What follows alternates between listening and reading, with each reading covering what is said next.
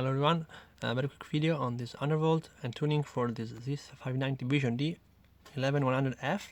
We are using Kingston Fury Renegade CL16 3600, but I had to tune them at 3466. I didn't have that much time to test all the reasons for this platform behavior, and it was the first time for me to do a serious 11 gen test tuning and testing, so I just share my thoughts, but it's by no way like much informative of anything more than this sample. Things interesting to note, power limit 135 gave me the best scores, even better than unlimited. The power consumption would reach up to 150 on some benchmarks.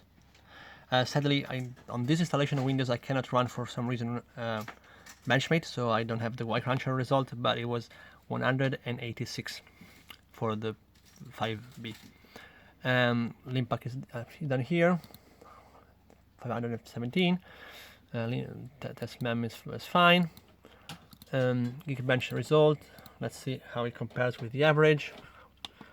11100F is quite good. Let's check the 11900K, which is more interesting because it's other people that have did some tuning, so I'm way a little bit better than the average 900K.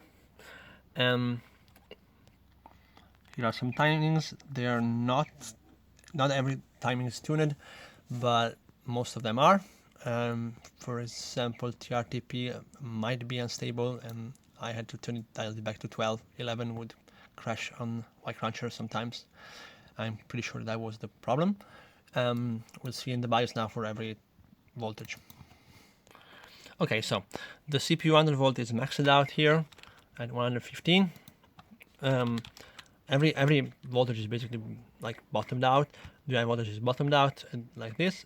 So interesting note about VCCIO, VCCIO2, and system agent voltage. So it's supposed to be decoupled from the RAM, the VCCIO, but it actually isn't, because I could get it to 0.9 when I was using 3000 MHz RAM and 2933 actually, while I'm now at 95. VCCIO2 can go as low as 1, but if you put it at 1 it gets worse performance, while system agent voltage doesn't lower performance if you go down, but it sometimes causes like issues with memory training at boot.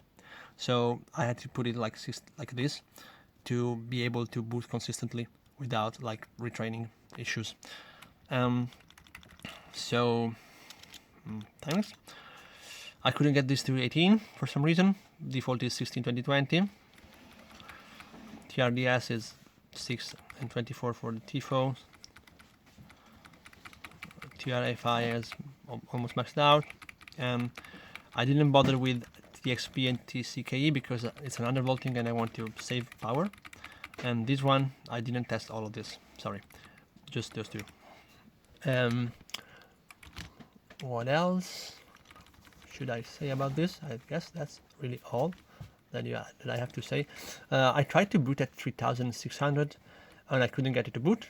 So with the like auto voltages, and I have no idea why. I tried to dial in 1.2 for everything here, but that wouldn't still fail to boot. And so I settled to 3466, and that was basically it. I didn't really delve that much deeper, but I think it's a good sweet spot as far as I understand it. I wouldn't need 1.2 for 3600, so I think I landed in a pretty sweet spot. Okay, we're now playing Warzone, like the huge 120 players map. Loading screen is like pre-match is about 120. You can see that CPU time is 7 milliseconds. We're using a 6800 GPU. I have a 250 cap, so it doesn't go above that during the menu. And we have to now drop in the like usual testing area.